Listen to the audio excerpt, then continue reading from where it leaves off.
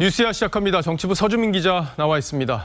자, 첫 번째 물음표부터 보죠. 네, 첫 번째 물음표는 박원순은 맑아서입니다. 예, 비극적인 일이지만 논란이 아주 많이 일고 있어요. 네. 누가 한 말이죠? 네, 그 고인의 빈소를 찾은 박범계 민주당 의원의 말입니다. 먼저 한번 들어보시죠. 맑은 분이기 때문에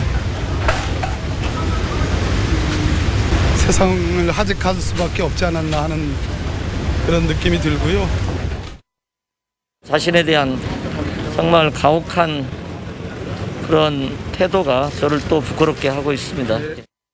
그러니까 박범계 의원은 말을 쉽게 잊지 못할 정도로 좀 슬퍼하는 그런 분위기던데 고인과 무슨 친분이 있었습니까? 그렇습니다. 이 맑은 분, 또 이 자신에게 엄격했던 분, 물론 이런 말들이 꼭 그 관련 의혹을 염두에 둔 거는 아니었을 겁니다. 다만 박 시장의 공을 추모하는 과정에서 이 피해자가 받을 수 있는 이 상처를 좀 간과한 것 아니냐는 지적도 동시에 나오고 있습니다. 예, 특히 이제 여권에서 과거 성추행 사건에 대해서 피해자 중심주의 이걸 강조해 왔기 때문에 사실 이번 사건에도 같은 잣대가 필요한 거 아니냐 이런 지적들이 나오고 있는 거 아닌가요? 맞습니다. 이 진중권 전 교수가 이 자신의 페이스북에 사진 한 장을 올렸습니다. 2006년 한나라당 최현희 사무총장이 여 기자를 성추행했다는 의혹이 불거졌을 때 이 민원연이 항의 집회를 했던 모습입니다. 이 사진 가운데 당시 민원연 사무총장이었던 최민희 전 의원의 모습이 보입니다. 이 정의당 일부 의원들이 피해자와 연대를 강조하며 박 시장을 조문하지 않겠다고 하자 이 최 전 의원이 왜 조문을 정쟁화하나 시비를 따질 때가 있고 측은지심으로 슬퍼할 때가 있는 법이라는 글을 올린 걸 비판한 겁니다. 이 검찰 내 성추행 피해 사실을 폭로하면서 국내 미투 운동을 촉발했던 서지현 검사가 왜 이번 사안에 대해선 침묵하느냐고 문제를 제기하는 목소리도 있습니다. 예, 그런 목소리도 나오는군요. 네. 자, 근데 서 검사 지금 법무부에서 양성평등정책 특별자문관을 맡고 있죠? 그렇습니다. 또 이 온라인상에는 대놓고 피해자를 공격하는 글들도 다수 올라오고 있습니다. 이 박 시장을 고소한 여성을 색출해서 무고죄로 고발하고 신상을 공개하자는 글부터 이 추행을 당했으면 그때 고소하지 왜 뜸을 들이다가 이제서야 고소하느냐 저희가 의심스럽다는 글들도 있습니다. 저희가 의심스럽다? 네. 예. 자, 명백한 2차 가해라고밖에 볼 수 없는 글들인데 네. 예, 지켜보죠. 네. 자, 첫 번째 물음표 정리해 주시죠.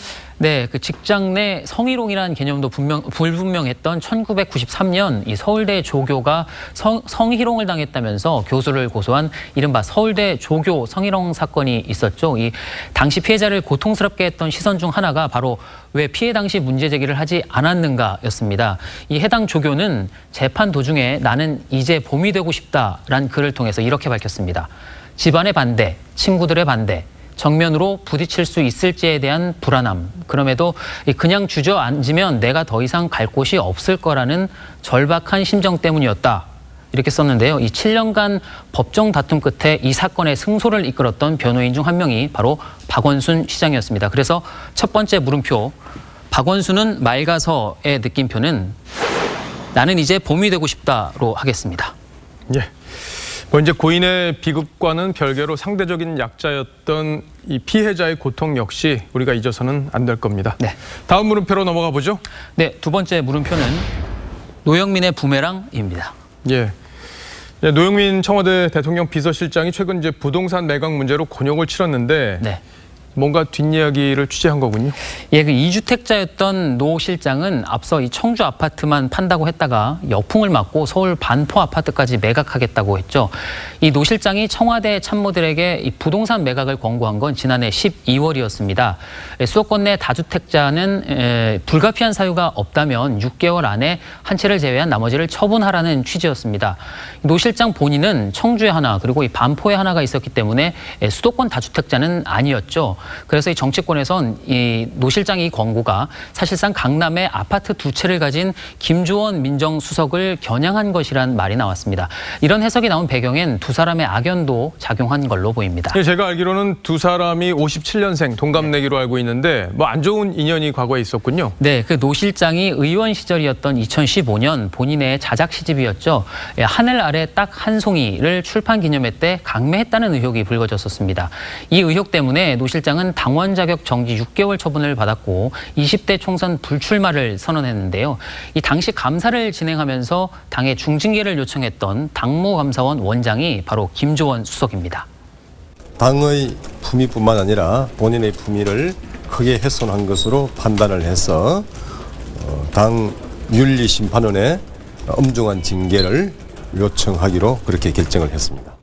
어쨌든 현재는 노 실장이 김정은 수석의 상사니까 맞습니다. 상황이 네. 좀 크게 달라진 상황인데 이제 노 실장이 집을 팔라고 한 의도가 뭐든 그 논란 자체가 부동산 문제에 있어서 국민 감정을 자극한 건 분명해 보입니다. 네, 그렇습니다. 노 실장이 최근 다시 참모들에게 이 매각 권고를 하고 또 본인은 곧 무주택자가 될 상황이지만 정작 김 수석은 집을 팔지 안 판다면 이 어떤 부득이한 사유가 있는지 아무 말도 하지 않고 있습니다. 이 김 수석의 침묵에 대한 청와대 내부 분위기도 한마디로 부글부글이라고 합니다. 그도 그럴 것이 노 실장의 강력한 권고에도 집을 팔지 않으면서 내부적으로는 비서실장 말이 먹히지 않고 있다는, 또 시장에는 역시 부동산 불패라는 신호를 동시에 주고 있기 때문입니다. 예, 뭐 청주집 매각 논란으로 정치적 위기에 몰린 노 실장 입장에서는 상당히 지금 답답한 상황이겠어요. 네. 자, 두 번째 물음표도 정리해 보죠. 네, 오늘 두 번째 물음표의 느낌표는 이 앞서 말씀드렸던 노 실장의 자작 시집 이름에서 영감을 받았습니다. 하늘 아래 딱 한 채로 하겠습니다. 예, 시집 이름이 하늘 아래 딱 한 송이였죠. 그렇습니다. 이 하늘 아래 딱 한 채의 집도 마련하기 힘든 국민들, 이 비서실장과 민정수석의 기싸움을 지켜보는 심정이 어떨지 모르겠습니다. 속 사정이야 어찌 됐든 이제 본인들은 집을 여러 채 갖고 있으면서 남들에게는 집을 팔라고 하는 거, 이건 비판받아서 마땅한 일일 겁니다. 네. 잘 들었습니다. 지금까지 서주민 기자였습니다.